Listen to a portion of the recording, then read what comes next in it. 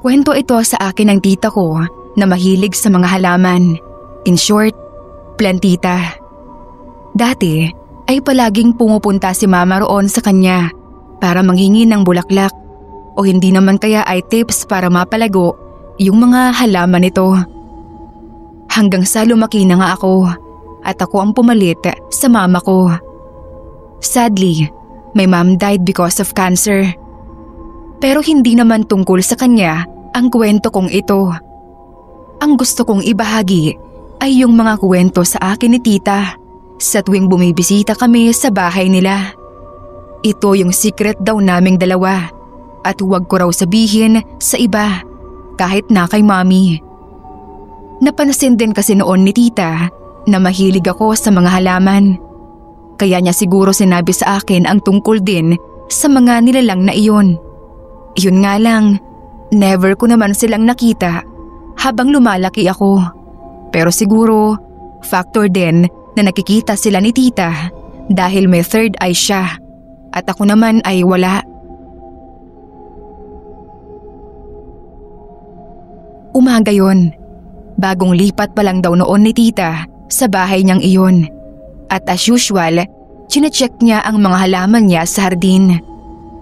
Dahil nga bagong lipat siya ay sinisiguro niya na nasa tamang pwesto ang mga halaman niya. Yung tipong naliliwanagan ang mga ito ng maayos. Hindi sobrang init, hindi rin sobra sa lilim. Nakadepende kasi ang ilang mga halaman sa kung pwede ba ito sa sobrang initan o mas suitable sila sa lilim. Isang kalmadong araw lang naman daw iyon sa tita ko.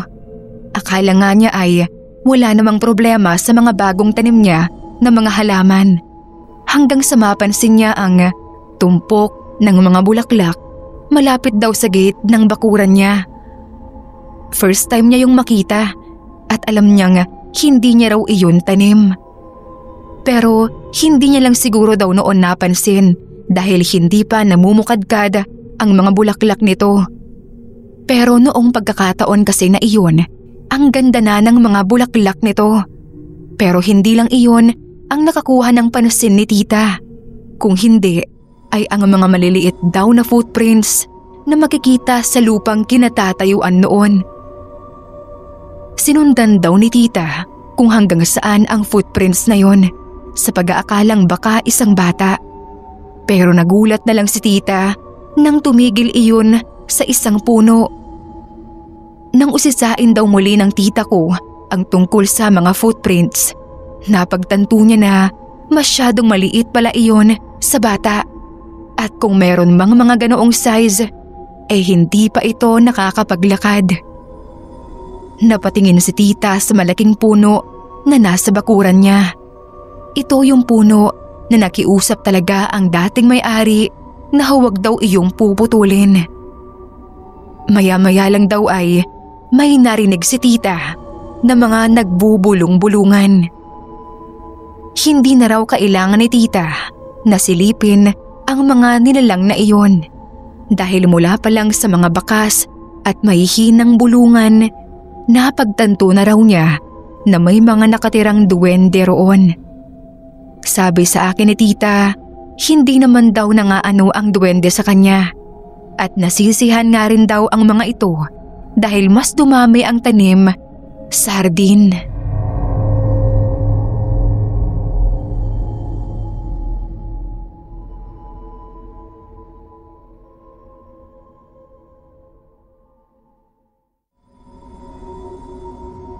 Naniniwala po ba kayo sa mga duwende? Ako, oo. Kasi naiengkwentro ko ang iilan sa kanila noong bata pa ako at nakatira sa probinsya namin. Ngayon kasi ay nasa kolehiyo na ako at dinala ako ni tatay dito sa Maynila para mag-aral. Mas maganda raw kasi ang opportunities dito kumpara sa probinsya. Tawagin niyo na lang pala ako sa pangalang Cherry. At ang kwentong ibabahagi ko sa inyo ay ang pinakauna kong engkwentro sa mga nilalang na yon. Ang pinagkukuhanan lang namin dati ng tubig sa amin ay sa poso o hindi naman kaya ay sa balon na nasa likod lang ng bahay namin. Kadalasan ay sa poso talaga kami nag-iigib. Kasi nga, may mga pagkakataon talaga na ilang buwang walang tubig sa balon na nasa likuran ng bahay namin. Hindi ko nga naitanong kung bakit iyon nangyayari. Pero dahil hindi naman tungkol doon ang ikukwento ko sa inyo, ay hindi na ako nag-abala pa na tanungin ang mga magulang ko. Ayun nga, ang unang engkwentro ko sa mga nilalang na iyon ay nung mga panahon na may lamang tubig yung balon namin sa likod. Kaya doon ko na lang naisipang umigib. Isang gabi, habang umiigib ako ay napansin ko na parang mas bumilis ang pagdilim ng langit. Akala ko nga noon ay uulan, pero hindi ko naman maisipang isipin na baka may nangyayaring hindi maganda. Sinabayan kasi iyon ng mahinang sipol ng hangin, pero hindi kalmado. Mabigat nga iyon sa pakiramdam.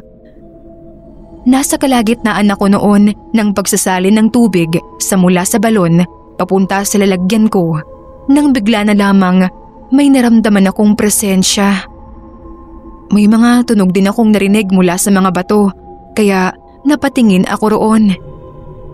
Wala pang ilang mga segundo ay may nakita akong mga anino ng mga maliliit na nilalang na kay bilis tumakbo. Para bang naglalaro sila. Napatigil ako sa pagsasalok noon at para bang kasalanan ko na nandoon ako. At parang kapag nagkamali ako ng galaw ay maiistorbo ko sila. Ilang minuto ko rin silang pinakiramdaman. Hindi naman kasi ako ignorante sa presensya nila at naririnig ko sila sa mga taga sa amin. Yun nga lang, iba pa rin pala kung ikaw mismo ang nakaka-experience nun, no? Medyo napahinga na ako ng maluwag nang sunod-sunod na silang pumunta sa talahiban. Pero may isa palang duwende na hindi pa nakakapasok doon. Huli na siya, kaya nung lumingon siya ay nagtama na lamang ang mga mata namin. Ang liit niya sobra. Mahaba ang kanyang tenga na patulis at masama itong nakatingin sa akin. Hindi ko rin makakalimutan ang mga mata nitong namumula. Doon ay nakaramdam na ako ng kakaiba. Para bang galit ito dahil nagtama ang mga mata namin at naistorbo ko siya. Dali-dali kong kinuha ang pinag-igiban ko noon at umalis na sa lugar na yon. Hindi naman sila nangaano. Pero kung ganoon na kasama ang tingin niya sa iyo, ay siguradong hindi na ito natutuwa, di ba? Iyon ang pinaka-first encounter ko sa uri nila at nasundan pa iyon ng nagdaang mga taon.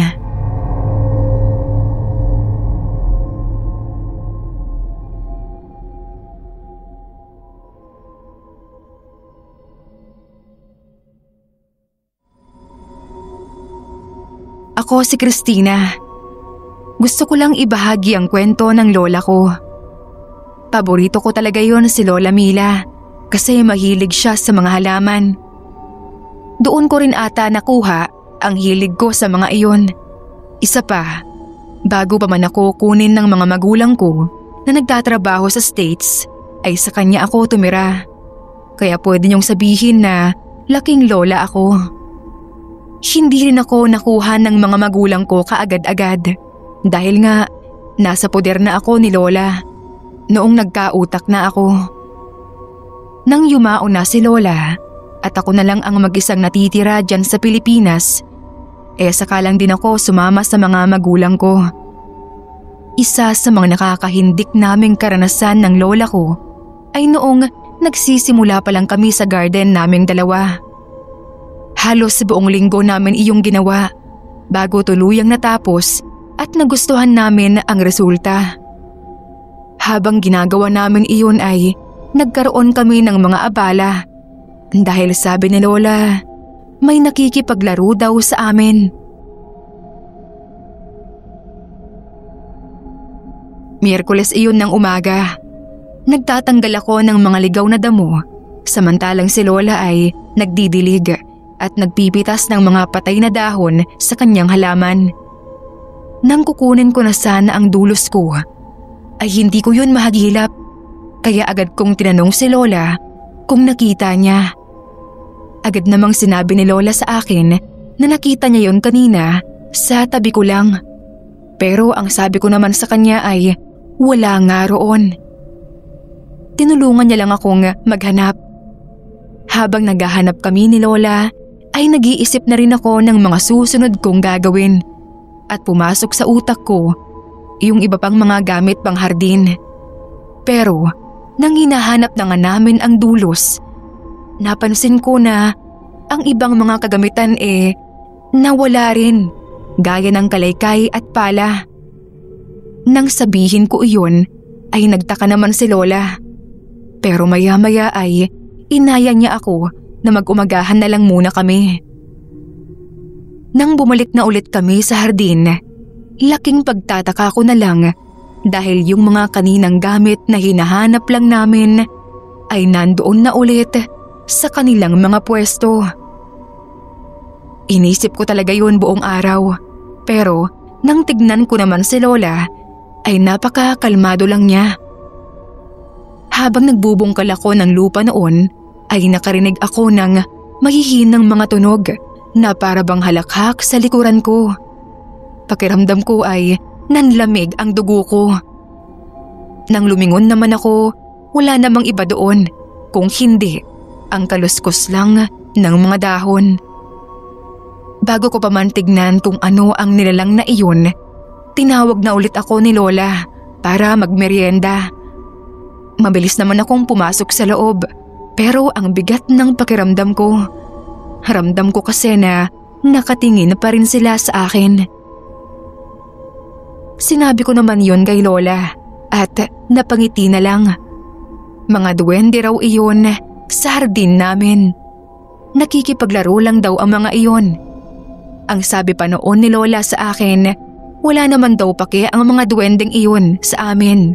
Basta ay huwag daw naming hahayaan maging hindi kaaya-aya ang hardin dahil ang buong hardin daw na iyon ay kanilang teritoryo.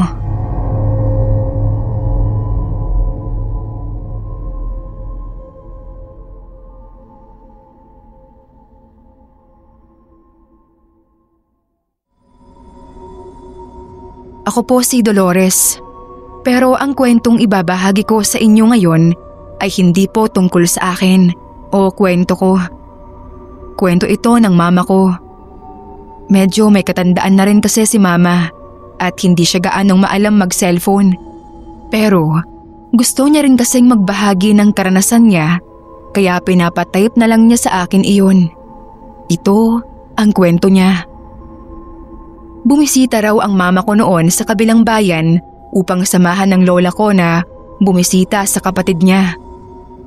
Medyo may kalayuan ang bayan na yun, kaya naman ay inis na inis daw ang mama ko sa kung bakit siya pa ang gustong pasamahin ng lola, imbis na ang iba niyang mga kapatid.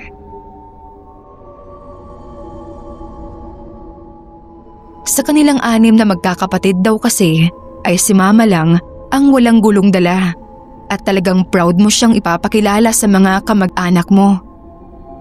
Mahilig kasi talaga si mama mag-aral at palagi ring nasa top ng klase niya. Kaya kahit nakasimangot ay sumunod pa rin daw siya kay lola, basta sa isang kondisyon. Magdadala daw siya ng mga libro niya at doon mag-aaral. Marami rin daw kasi siyang assignments na dapat tapusin. Pumayag naman ang lola ko sa kondisyon niyang iyon. Sa totoo lang ay napalubag din naman ng lola ko ang loob ni mama, lalo na nang makitang may ilaw sa bahay na kanilang pupuntahan.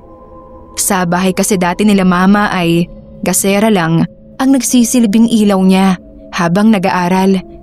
Kaya ayun daw, mas lalong ginanahan mag-aral si mama noong gabing iyon. Sa 2 araw na nandoon sila, ay halos nasa kwarto lang ang mama ko.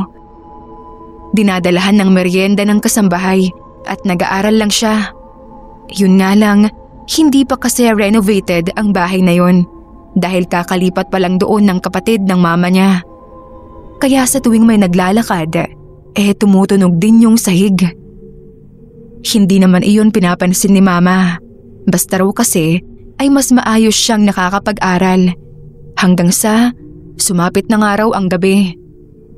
Habang nag-aaral siya, naramdaman niya na may malamig daw na hininga na dumampi sa bandang leeg niya. Hindi raw nakagalaw noon ng mama ko. Imposibleng galing naman daw iyon sa bintana kasi sarado yun. Bumalik na lang sa pag-aaral ang mama ko hanggang sa maya-maya naman ay may naramdaman na naman siya. Maliit daw iyon, malalamig na mga kamay na dumampi sa kanyang balat. Para bang nais hawakan ang bandang likuran niya. Doon ay agad na napalingon sa likod ang mama ko. Pero wala naman daw tao roon. Saka isa pa, kapag nga may naglalakad ay imposibleng hindi marinig iyon ni mama. Kasi nga maingay ang sahig.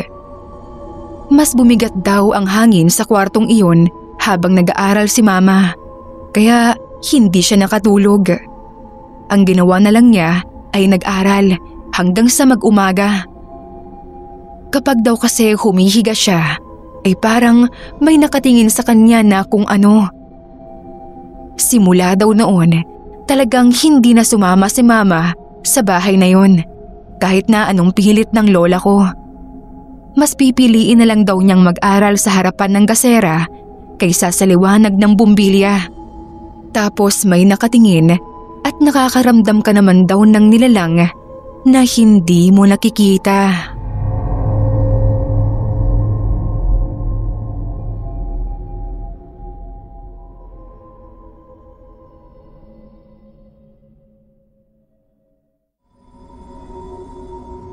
Halos 5 taon na rin ang nakalilipas nang mangyari ito sa akin. Ito yung time na lumipat ako sa bago kong bahay na nilisan ko rin naman kaagad. Kahit na wala pa akong 1 taon doon. Ako nga pala si Carmen. Nakatira na ako sa Mandaluyong ngayon at luckily may nakuha akong bahay dito. Pero ang karanasan na gusto kong ibahagi sa inyo ay tungkol sa naging dahilan sa kung bakit ko iniwan ang huling bahay na tinirhan ko. Maganda naman ang pwesto ng bahay na yon, ayon sa Feng Shui. Paniwalain kasi talaga ako sa ganoon, kaya nagpakonsulta pa talaga ako. Tapos, hindi pa kasi fully develop ang lugar na yon, kaya naman malamig pa ang paligid at ang daming puno. Kung hindi lang talaga sa karanasan kong iyon, ay tatawagin ko talagang perfect house ang bahay na yon. Mura din pala ang benta. Pero ano pa nga ba ang aasahan ko sa mura? Hindi ba? May kasama naman pala ako. Unang gabi ko doon ay may kung ano na kaagad ang nakapagpabahala sa akin tungkol sa bahay na yon. Pero dahil nga sa ideya na may sarili na akong bahay, ay pinapanindigan kong tumira roon. Ang mas nababahala pa ako ay ang palagi kong nadadaanan sa hallway na isang lumang pinto na nakakonekta sa attic. Lumipas naman ang ilang buwan pero ni isang gabi ay hindi talaga ako nakakatulog ng tuloy-tuloy at mahimbing.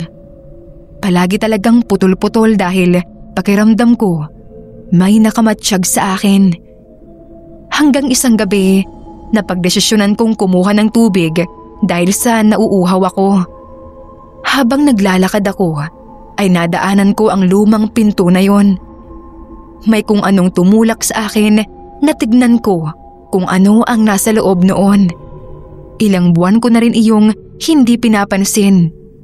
Pero oras na rin siguro para malaman ko kung ano ang nasa loob noon. Pero bago ko buksan ang pinto, inilapit ko lang muna ang tenga ko sa loob. Nang maipwesto ko na ang tenga ko, ay may narinig ako sa loob. Mahihinang mga bulong ng matitinis na boses. Para bang sa kabilang side lang ng pinto na yon ay may maliit na nilalang na nagsasalita. Masyadong malamya yung boses na yun, pero ang tono ay nakakahindik. Dahil sa nababagabag ako, agad akong lumayo sa pintuan. Kabog ng kabog ang dibdib ko noon. Napagdesisyonan ko na hindi ko gustong makita kung ano man ang nasa kabilang side ng pinto na yon, lalo na at gabi na. Nang paalis na sana ako, narinig ko na naman ang mga bulungan na yon. Pero sa pagkakataong iyon ay mas malakas. Para yung isang ungol ng maliit na nilalang na sobrang galit, at sinundan rin iyon ng kakaibang tunog ng pagkamot sa dingding. Hindi na ako nagdalawang isip na bumalik sa kwarto ko. Nang mga sumunod na linggo nga ay inayos ko na ang mga papeles at mga gamit ko. Kung ano man ang narinig ko nung gabing iyon ay sigurado ako na hindi normal. Kaya naman bago pa lumala ang lahat ay naghanap na agad ako ng bahay na malilipatan.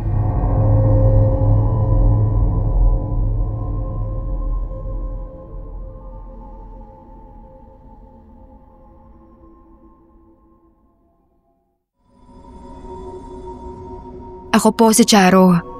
Pansamantala akong pinatira ni Mama sa bahay ng tiyahin kong may sakit, si Tita Mau. Kailangan po niya ng makakasama para mag-alaga sa kanya. Mabait naman po siya. May pagka-weird nga lang. Kasi ang sabi niya sa akin ay meron daw po siyang kaibigang duwende. Tinawag po niyang Ablak ang duwendeng sinasabi niya. Kaya hindi raw sana niya kailangan ng mag-aalaga. Ang kaso, mapilit daw si Mama at Papa ko. Masyado raw nag-aalala sa kalagayan niya. Kahit hindi ako naniniwala sa sinasabi ni Tita na duwende, nagkunwari na lang ako na naniniwala at inusisa ko pa nga ang tungkol doon kung paano ba siya nagkaroon ng kaibigan na duwende. Sabi niya, nang mabili niya ang bahay na iyon, ay nakita na agad niya ang duwende. Nung una natakot siya kasi nga kakaiba ang itsura. Pero pagdaan ng mga araw, unti-unting nawala yung takot niya kasi nakikita niya na lagi siyang tinitignan at sinusundan ng duwende. Hindi naman daw siya ginagambala. Parang takot pa nga raw sa kanya kasi pasilip-silip lang. Pag napapatingin siya, biglang nagtatago. Kaya siya na ang lumapit at sabi niya ay huwag matakot. Tapos mula raw noon ay naging magkaibigan na sila. Itinago ko na lang yung tawa ko kasi hindi ka panipaniwala para sa akin ang kwento ni Tita Mau. Pero sa huling kinuwento niya sa akin tungkol sa duwende, medyo nag-alala na ako. Inalok daw siya ni Ablak na sumama na lang sa kaharian nila kasi doon wala raw problema, walang sakit, walang paghihirap. Puro pag-aalaga lang daw ng mga halaman at bulaklak ang gawain ni Ablak, kapalit ng maraming ginto. Kung sasama raw siya rito, ay ganoon lang din ang gagawin niya at magiging masaya sila dahil hindi lang daw si Ablak ang magiging kaibigan niya roon. Marami pa raw ibang duwende.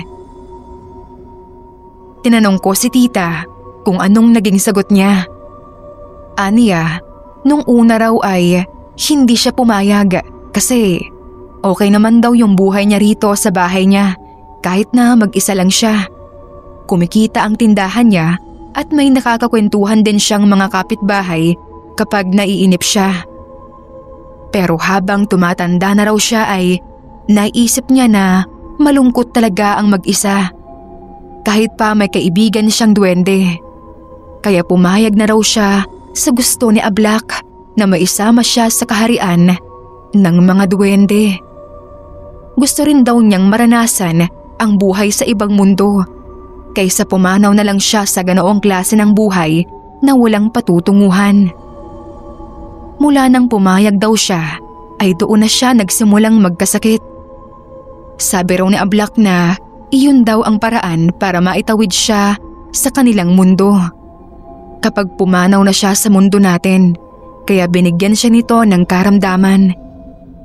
Kinilabutan ako sa mga sinabi ni tita. Sabi ko kay tita, huwag siyang maniwala sa sinabi ng duwende.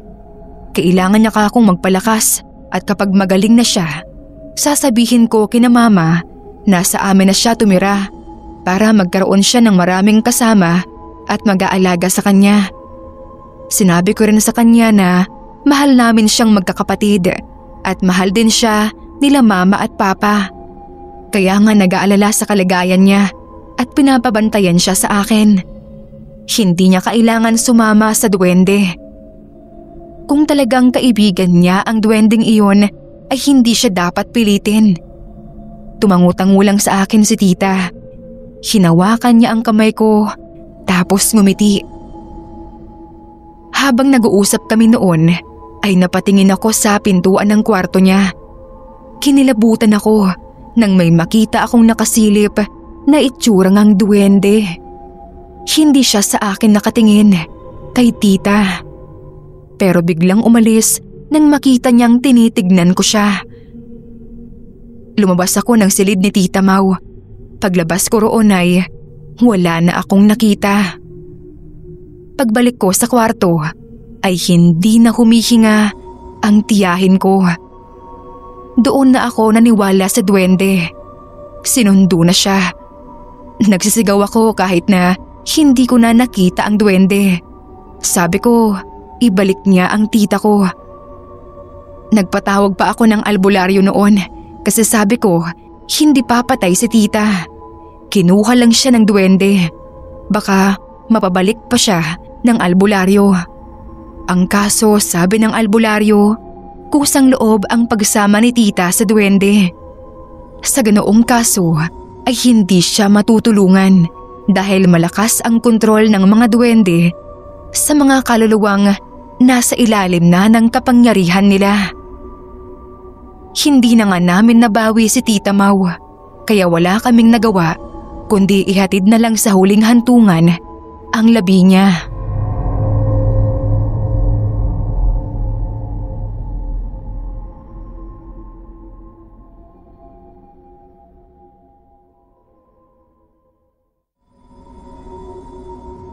Magandang araw po. Ako si Helena.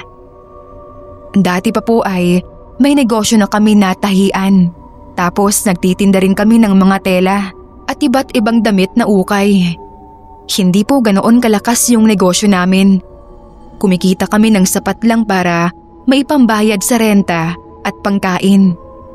Kinakapos pa nga ng pantustos sa lahat ng mga pangangailangan namin. Iniisip na nga naming mag-asawa na isara na lang at magtayo kami ng ibang negosyo naman. Pero wala pa kaming maisip na ibang inenegosyo namin. Kaya habang nagpaplano pa kami, itinuloy na lang muna namin ang ukayan at tahian.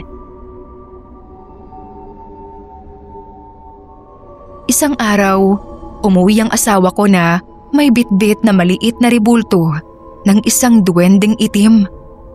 Nakakatakot ang itsura at pagkaitim niya kaya sabi ko sa asawa ko ibalik kung saan man niya iyon nabili.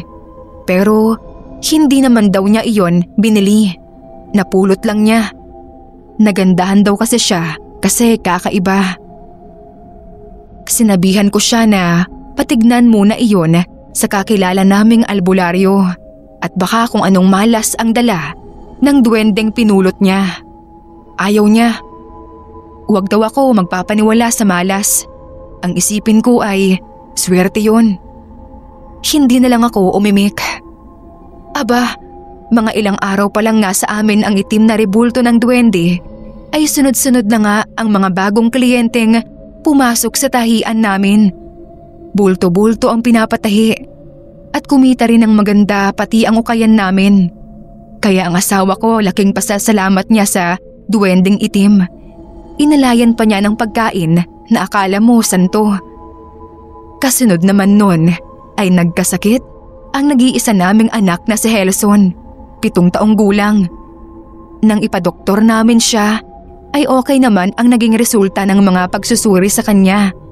Kaya naisip naming ipatawas din sa albularyo dahil nga hindi nawawala ang lagnat niya at umuungol din siya ng kakaiba. Tapos narinig ko pa na bumibigkas siya ng ibang lingwahe, kaya talagang natakot na ako. Nang matawas siya ng albularyo, ang sabi ay napaglalaroan daw ng duwende ang anak namin. Nakakatuwaan at kung hindi maaagapan ay baka tuluyang makuha ng duwende ang bata. Isa lang ang pumasok sa isip ko noon, ang itim na rebulto ng duwende na nagbigay ng swerte sa amin ang siya ring may gawa noon sa anak ko. Siyempre, mas pinili ko ang anak ko, kaya pag uwi namin ng bahay ay naisip ko nang basagin ang rebulto ng itim na duwende tulad ng ipinayo ng albularyo. Ngunit nang gagawin ko na ay bigla siyang gumalaw at pinigilan ang kamay ko na may hawak na palakol. Nanindig talaga ang mga balahibo ko sa takot, kaya nabitawan ko rin ang palakol. Nanlilisik ang mga mata ng duwende na tila galit na galit sa akin. Sasakalin na niya ako nang mula sa likuran niya ay sumulpot ang asawa ko at siya na mismo ang bumasag sa rebulto. Minartilyo niya. Nang mabasag ang rebulto ay kitang-kita namin ng asawa ko ang itim na usok na lumabas mula roon at humalo sa hangin hanggang sa tuluyang maglaho. Napatulala na lang ako. Pareho kaming hindi makapaniwala ng asawa ko. Nang maulian ng asawa ko ay agad niyang winalis ang nabasag na rebulto at itinapon sa basurahan. Pero naisip ko na baka anong kababalaghan pa ang mangyari at mabuo pa yon, makaperwisyo pa ng ibang tao. Kaya ang ginawa namin ay dinala na lang namin sa albularyo. Siya na raw ang bahala roon. Matapos ang pangyayaring iyon ay bumalik kami sa dati na nangangapa sa negosyo. Nawala man ang swerte sa negosyo ay gumaling naman ang anak ko. Nagpatuloy na lang kami sa pagsisikap. Nakita naman namin na kahit papaano ay umayos na rin ang negosyo namin. Nasosuportahan na ang mga pangangailangan namin, kaya hanggang ngayon ay iyon pa rin ang pinagkakakitaan namin na minanan na ni Helson. Siya na at ng kanyang pamilya ang nagmamanage ngayon. Kami naman ng asawa ko ay kontento na sa pensyong natatanggap namin at hindi rin naman kami pinababayaan ni Helson.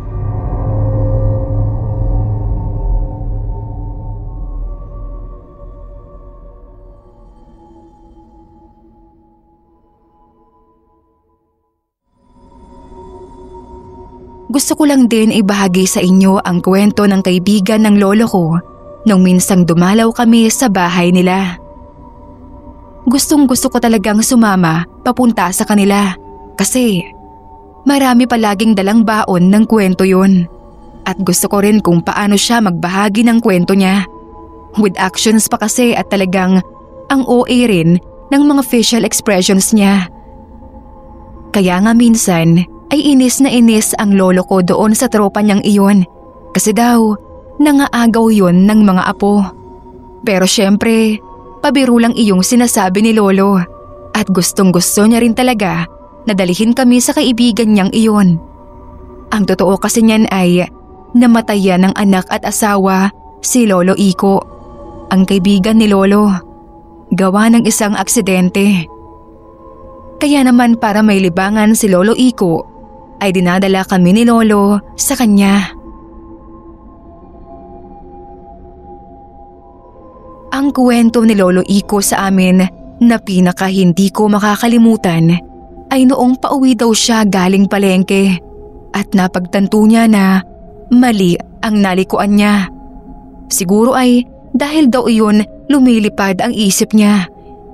Nabanggit niya rin kasi sa amin na naibagsak niya raw ang isang exam niya noon at talagang lagot siya sa nanay niya pag uwi. Matapos naming magtawanan ay nagpatuloy siya sa pagkukwento. Ang daang tinahak niya raw ay hindi na pamilyar sa kanya. Ang mga puno raw ay malalaki at masukal na kumpara sa mga punong talagang nadadaanan niya ay hindi. Sinubukan daw noon ni Lolo Iko na bumalik sa kanyang pinanggalingan, pero kahit daw ano ang gawin niya, bumabalik lang daw siya sa mga kakaiba at nakakatakot na mga punong iyon. Sinimulan na raw noon kabahan ang Lolo Iko nang may marinig daw siyang mahihinang yabag mula sa kanyang likuran. Parang mula iyon sa yabag ng mga kabayo. Pero nung lumingon daw siya, ay wala namang tao roon. Mga dahon lang daw na lumilipad-lipad. Maya-maya ay nakaramdam daw siya ng pagbigat ng hangin. Kaya bigla na lang daw siyang nagpanik at nag-usal na rin ng dasal. Habang nagdarasal daw siya, ay may nahagip daw siya sa gilid ng kanyang mga mata. Matangkad yun at mula sa anino nito, kalahating kabayo ang nasa itaas na parte, samantalang kalahating tao naman daw ang nasa ibaba. Tuluyan na lang daw ipinikit ni Lolo Iko ang kanyang mga mata at mas tinaintiman pa raw ang dasal. Nang magmulat na siya ng mata, ay nasa pamilyar na lugar na ulit siya. Mula doon ay nakauwi na raw siya sa kanila. Tinanong naman namin kung anong nilalang yung nakita niya at ang sabi niya sa amin ay tinatawag raw iyon na tikbalang at malas niya lang daw talaga na napaglaruan siya. Sumabat naman ang lolo ko sa kwento niya. It turns out, pati rin pala si lolo nakaranas ng ganoon sa lugar na yon. Pero siguro, sa susunod ko na lang yon ikikwento. Medyo mas mahaba kasi yung kay lolo dahil mas siraulo iyon at ang daming alam sa buhay. Basta ang sinabi lang niya, kung makaengkwentro raw ako ng ganoon, it's either magdasal daw ako o baligtarin ko ang damit ko.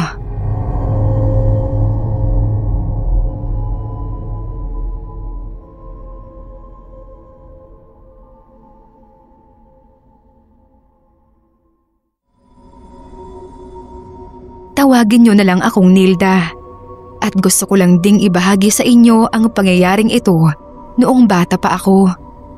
Sa amin, sinasabi na yung tikbalang ay nagpapakita lang sa tuwing ang kasal ay inaabot ng gabi, yung tipong hanggang madaling araw. Pero yung pinsan ko na umuwi galing Maynila dito sa probinsya namin na nakapangasawa rin ng taga rito, hindi naniniwala doon. Kaya naman kahit na anong pilit ng matatanda sa amin na huwag idaos ang kasal niya hanggang gabi, ay hindi siya nakinig. Yung kasiyahan sa bahay nila, hanggang mag-umaga na talaga. Siyempre ay kahit na may pagkasutil yun, mahal pa rin naman siya ng mga taga rito sa amin. Mapagbigay din kasi.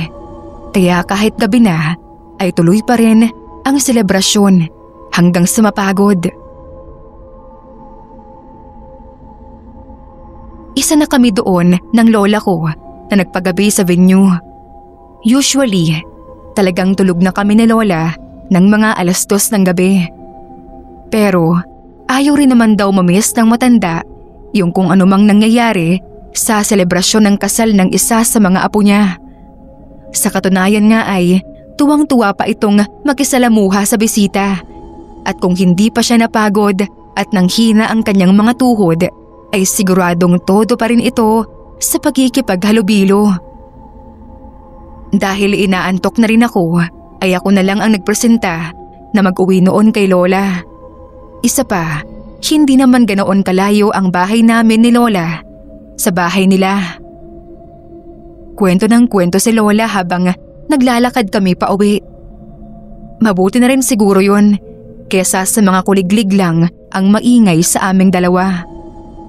Tawa rin naman ako ng tawa sa kanya dahil may pagkakwela din kasi talaga ang lola kong iyon at hindi ko rin maiwasang maisip na mabuti na lang at nag-enjoy siya.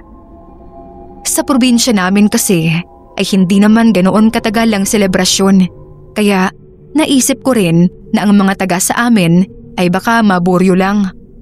Pero hindi isa doon si Lola. Ganoon lang ang naging senaryo namin hanggang sa nadaanan na namin ang palayan. Simula doon ay parang hindi ko na maintindihan kung ano ang sinasabi ng lola ko kasi may ibang tunog ang nakatawag ng pansin sa akin. Mahinang ungol yun na parang nanggagaling sa kabayo. Patuloy lang noon si Lola sa pagkukwento, kaya naman napagtanto ko na siguro ay hindi niya naririnig ang nilalang na iyon. Dahan-dahan kong nilingon ang likuran ko dahil pakiramdam ko doon nagmumula ang tunog at ganoon na lamang ang gulat ko nang makakita ako ng isang matandang nilalang. May ulo ito ng kabayo pero katawan ng isang tao. Sobrang tangkad nito. Nakatayo lang siya sa amin at nakatitig. Bumalik na lang ang tingin ko sa harapan at pigil hiningang binilisan ang lakad at paggabay ko sa lola ko. Sa kabutihang palad naman ay wala naman pong nangyaring masama sa amin ng lola ko hanggang sa makarating kami sa bahay niya. Yun nga lang ay naramdaman ko na nakasunod at nakatitig pa rin sa amin ang nilalang na iyon, kaya naisipan kong doon na lang muna magpalipas ng gabi sa bahay ng lola ko.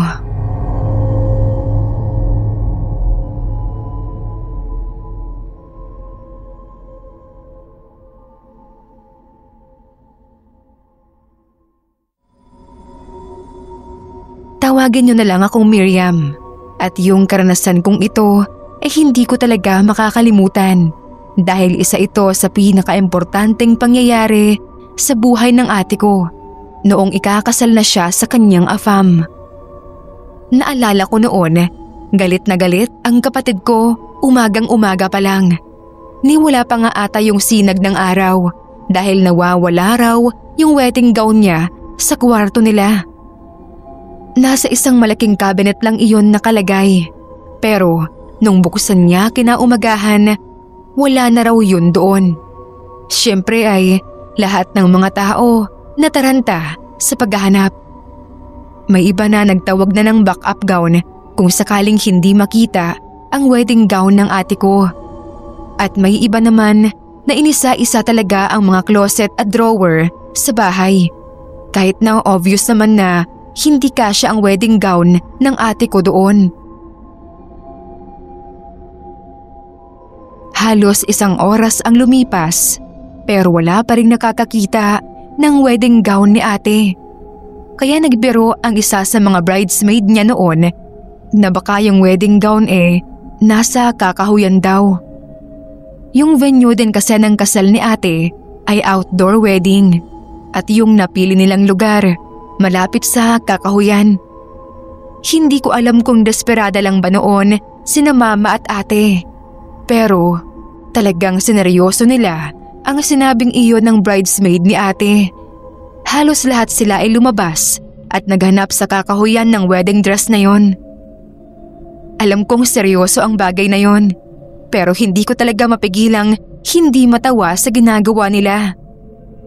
Natigil lamang ang pigil kong tawa noon nang biglang may sumigaw na nakita na nga ang wedding dress ni ate. Isa ako sa mga nakipagtakbuhan doon at hindi nga nagsisinungaling ang nakakita. Nakasabit sa isang puno ang wedding dress ng ate ko at madumi na rin iyon. Punit-punit na rin.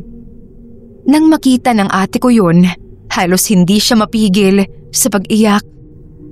Halos mawala na rin ang boses niya at yung groom na bawal munang makita siya ay napapunta na rin sa kakahuyan na yun at ang tanging nakapagpatahan lang sa ate ko. Wala na nga silang nagawa noon dahil talagang sira na yung wedding gown, kaya bumalik na lang kami sa venue.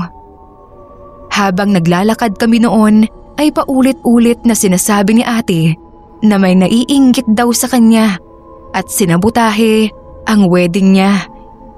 Isa raw iyon sa kanyang malalapit na kaibigan. Ganito, ganyan. Siyempre ay tahimik lang ako noon dahil nga hindi naman imposible iyon. Hanggang sa mahagip ng mata ko ang isang nilalang sa hindi kalayuan. Ang tangkad ng figurang iyon na may ulo ng kabayo. Hindi siya gumagalaw pero nakatingin lang siya sa amin at ang bigat ng presensya niya. Hindi ko alam kung namamalikmata lang ako. Pero nakita ko yung ngumisi bago tuluyang naglaho na parang bula. Naisip ko noon na hindi kaya ang nilalang na iyon ang may gawa noon sa kasal ni ate?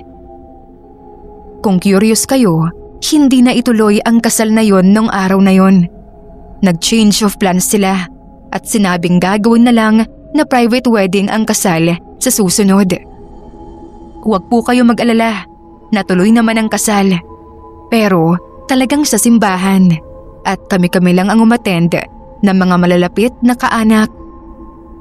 May anak na rin sila ngayon at kasalukuyan silang naninirahan sa States.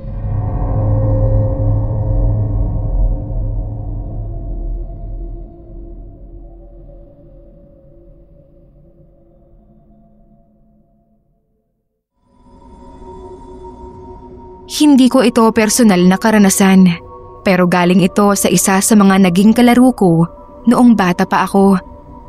Ako nga pala si Lucia at yung kalaro na tinutukoy ko si Claire. Maligalig yun si Claire at masayang kalaro. Yun nga lang ay may pagka-weirdo siya. Pero yung pagiging weirdo niya perspective lang naman namin noon nung mga bata pa kami. Nung tumanda na kasi ako ay napagtanto ko na talagang special si Claire dahil may regalo siya. Bukas ang third eye niya. Isa sa mga naging karanasan ko nung naglalaro kami ni Claire ay noong ayaw na ayaw talaga niya na maglaro kami sa isang partikular na lugar sa Kakahuyan. Kahit na sakop na ito ng baryo namin. Hindi ko alam pero kita ko noon na takot siya. Pero dahil nga noon iniisip namin na weirdo lang siya ay tinukso namin siyang duwag. Looking back, matalinong bata si Claire kasi hindi siya nagpadala sa tukso namin. Hindi ko alam kung ginawa niya yon para pakibagayan kami o dahil talagang matapang lang siya. Pero nakipaglaro pa rin siya sa amin kahit na tinutukso namin siya. Ang larong napili namin noon ay tagu-taguan dahil masayang ang gawin ng laro noon kasi ang sukal ng Kakahuyan na yon. May mga malalaking puno at maraming pagtataguan. Dala ng meron din itong mga malalaking bato. Medyo hapon na rin yon kaya ramdam na ramdam namin ang kilabot sa hangin at tunog ng mga puno sa paligid. Pero yun nga ang dahilan kung bakit namin naisipang maglaro nung mga panahon na yon. Exciting kasi. 7 kaming magkakaibigan at isa-isa na nga kaming nagtago. May rule din kami na huwag sa masyadong malayo dahil alam din naman namin na baka mapahamak din kami. Makalipas ang halos 30 minutos, isa-isa rin kaming nahanap ng kaibigan naming taya. Maliban kay Claire, ang hirap niyang hanapin. Kahit anong sigaw namin, talagang walang sumasagot din sa amin. Kahit na sinisigaw na namin na tapos na ang laro at siya na lang ang hindi pa nahahanap. Isa pa, anong oras na rin yun? Palubog na ang araw. Susuko na sana kami nang bigla na lang naming nakita si Claire na papunta na sa direksyon namin. Grabe ang hingal niya at baliktad na ang suot niyang damit. Nang makita niya kami ay agad niya kaming niyakap at doon humagulgol siya. Pautal-utal niyang kinuwento sa amin habang naglalakad kami pabalik na nawala daw siya kahit na sobrang lapit lang siya na nagtatago sa kaibigan naming taya. Napansin na lang daw niya na naliligaw na siya nang hindi raw namin siya sinasagot kahit na anong sigaw niya at nang makita niya ang isang kakaibang nilalang. Lalaki raw yon pero may ulo ng isang kabayo. Nanlilisik daw ang mga mata nito at parang gustong isama si Claire. Tumakbo lang daw ng tumakbo ang kaibigan naming iyon sa kawalan at naalala ang turo sa kanya ng lola niya kung sakaling makaengkwentro ito ng tikbalang. Baligtarin ang damit. Nang ginawa daw iyon ni Claire ay paunti-unti naririnig na raw niya ang sigaw namin hanggang sa makita niya na kami. Nakakakilabot po talaga looking back. Kaya simula noon, kahit na maiilan sa amin na hindi naniniwala sa kanya, hindi na ulit kami naglaro sa parteng iyon ng kakahuyan.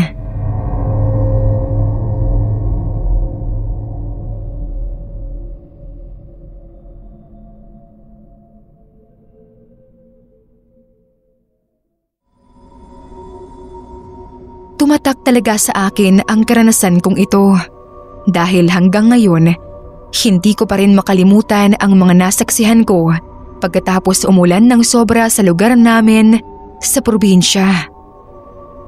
Sa bundok kami nakatira, kaya tuwing umuulan talaga ng malakas ay hindi maganda ang timpla ng muka ng mga magulang ko, lalo na ang tatay ko, dahil kung sobra nga ang buhos ng ulan, nakakaapekto rin ito sa palay na aanihin namin. Pero hindi naman iyon ang concern ko noong bata ako.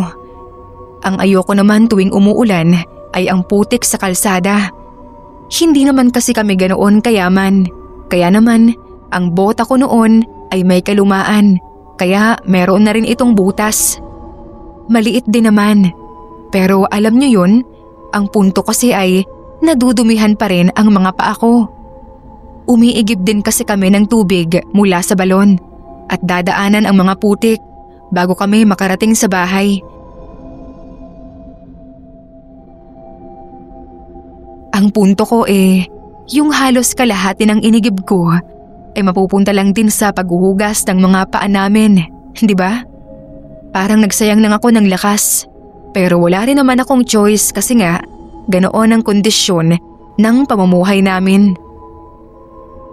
Tanghali na noon nang medyo humupa na ang lakas ng ulan.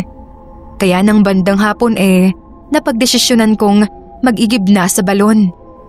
Paubos na rin kasi yung tubig namin noon at gaya nga ng sabi ko, kahit na maputikan ako ay wala naman akong choice kung hindi mag-igib pa rin. Paano na lang kung muling uulan nung time na yon, di ba? Yung mas malakas, di wala kaming iinumin. Habang naglalakad ako papunta sa balon, ay may napansin akong mga bakas ng paa. Parang yung sa kabayo. Hindi ko yun pinansin kasi baka nga may dumaan lang talaga. Hindi naman kasi imposible iyon sa amin dahil may 3 o 4 na ata akong nakikitang kabayo na pagmamay-ari din ng taga doon sa amin. Iyon nga lang, matapos kong maglagay ng tubig sa lalagyan ko, napansin ko ulit ang mga bakas na yon at parang kakaiba dahil ang mga bakas ng kabayo na yon ay 2 lang. Yung tipong para itong tao kung maglakad pero gamit ang paa ng kabayo. Nangunot naman ang noo ko noon at sinundan ng tingin ang mga bakas. Mas lalong napataas ang kilay ko nang makitang papunta iyon sa gubat. Hindi ko alam kung bakit tumitig ako ng matagal sa gubat na iyon, pero siguro ay na-curious lang ako. Hanggang sa may nakita akong nilalang, partikular, nagtama ang mga mata naming 2. Hindi ko alam kung pinaglalaroan lang ba ako ng imahinasyon ko noon, pero nakipagtitigan ako sa isang kabayo. Kabayong merong katawan ng isang tao at paa ulit ng kabayo. Maya-maya lang din ay may tumapik sa akin, kapatid kong lalaki. Binulungan niya ako kung nakikita ko rin daw ba ang nakikita niya. Dahan-dahan naman akong sumang-ayon gamit ang ulo ko. Doon ay napamura na siya at agad akong tinulungan sa mga pinag-igiban ko. Nang sumunod na araw din ay tinungo namin ang albularyo sa lugar namin at kumuha kami ng pangontra sa nilalang na nakita namin nung hapon na yon.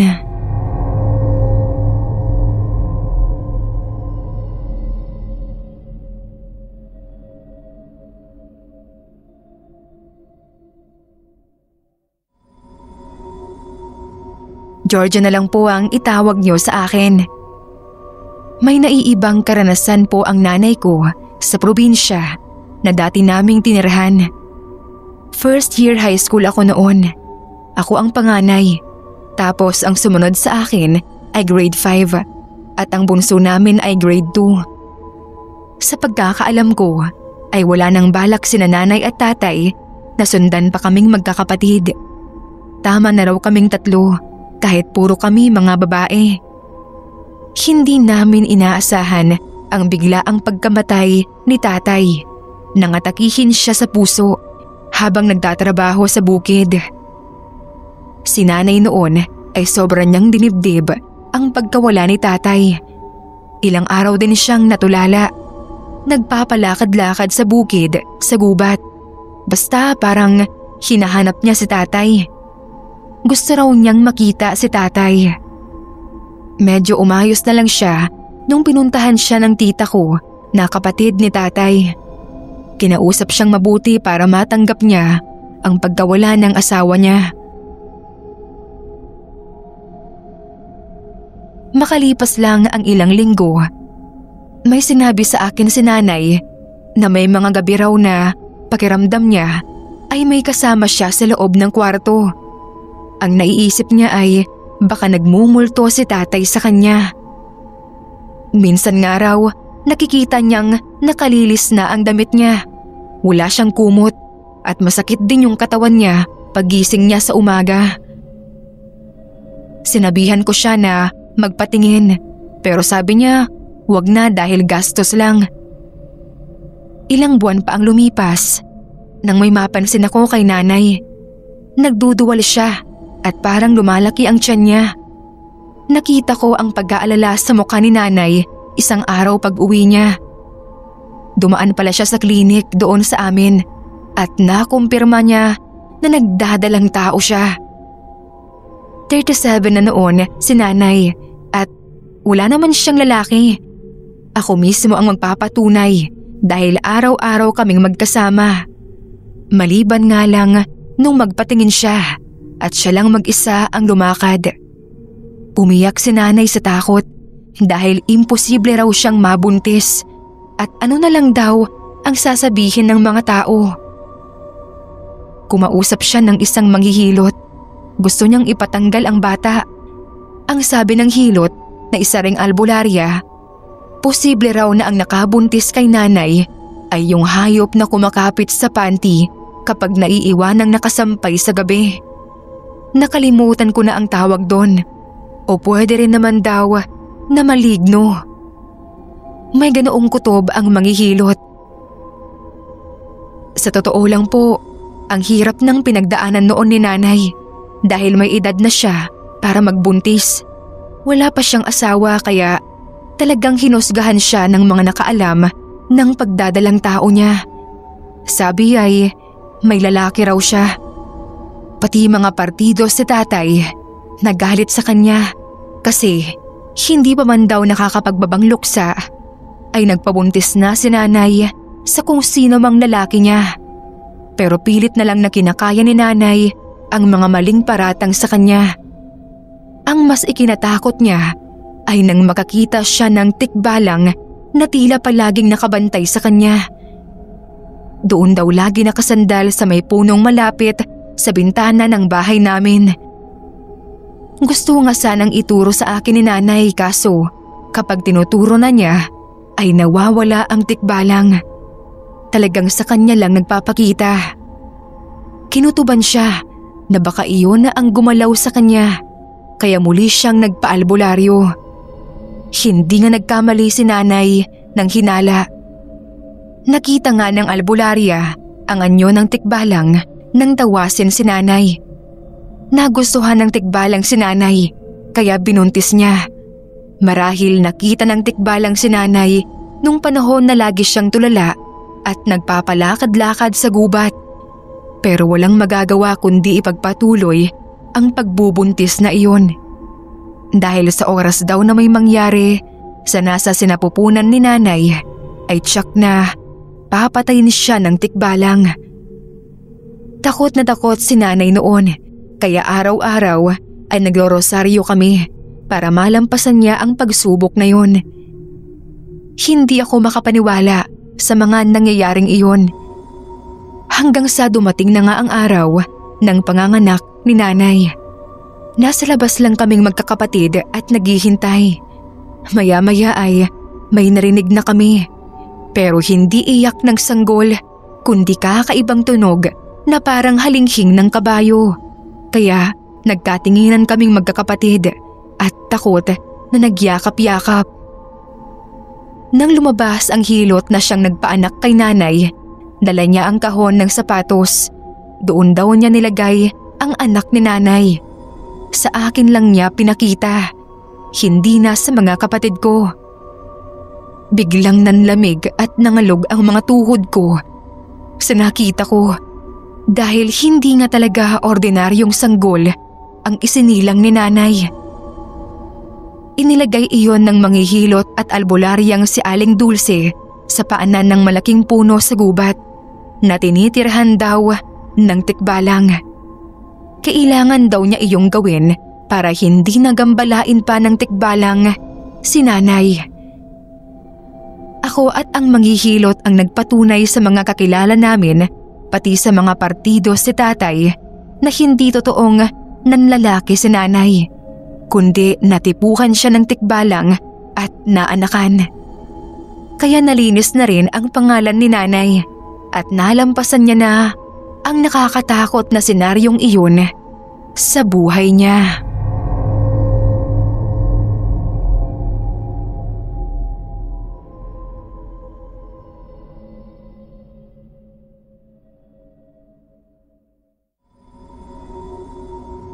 Magandang araw.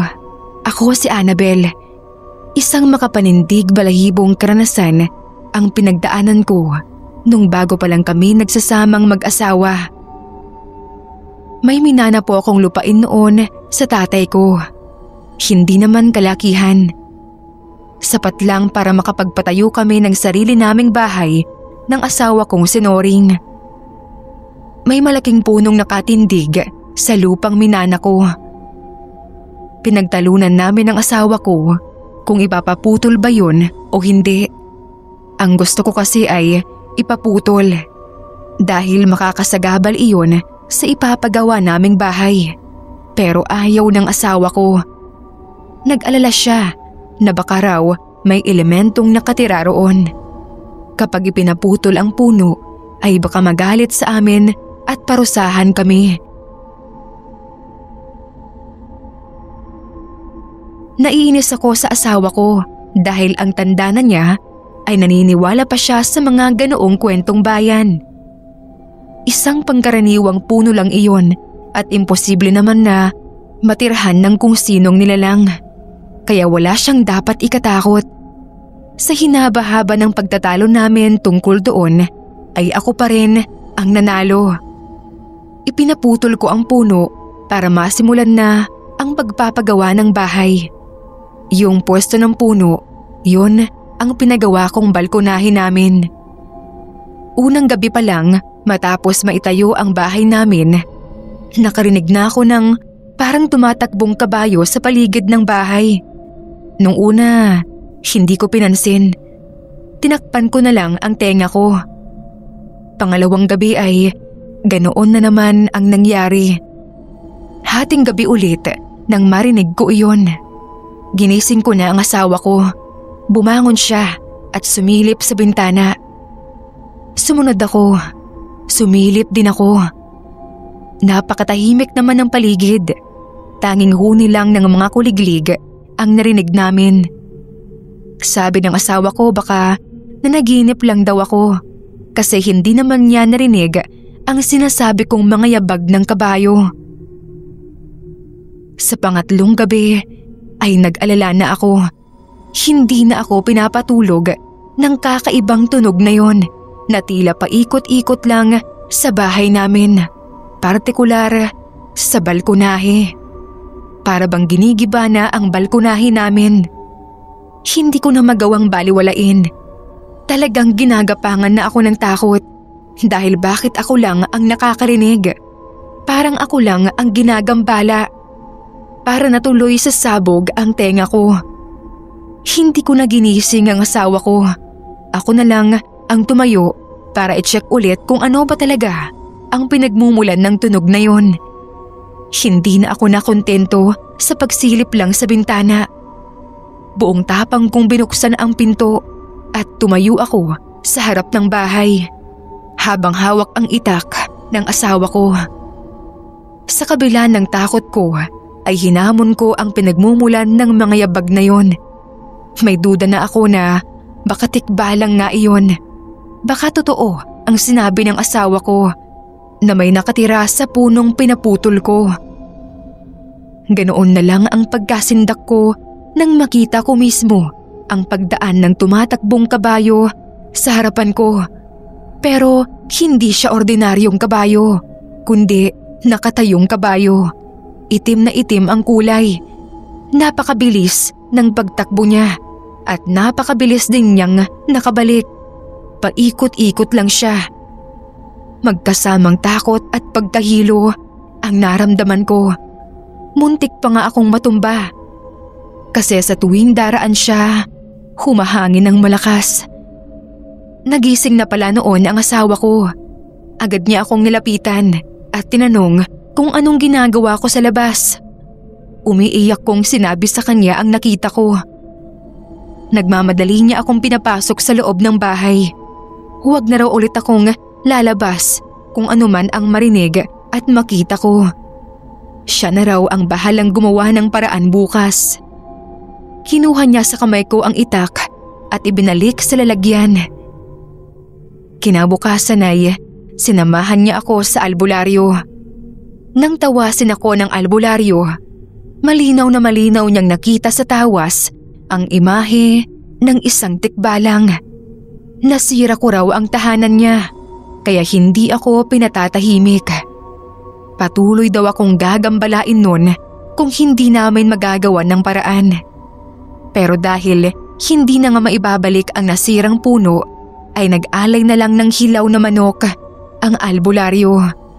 Pinausukan at inorasyonan ang dating kinatitirikan ng puno doon sa balkonahe namin. Ang orasyon daw ay para maihatid ang tikbalang sa gubat kung saan pwede siyang manirahan.